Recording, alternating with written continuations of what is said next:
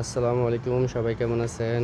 এই যে দেশে যাওয়ার জন্য ইলেকট্রনিক সামান, তারপর আপনার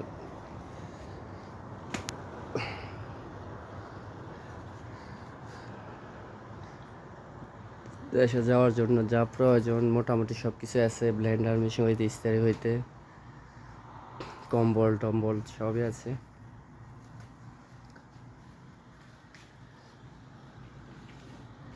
এই যে ইন্ডিয়ান স্টিলের ব্লেন্ডারগুলো এগুলো আছে।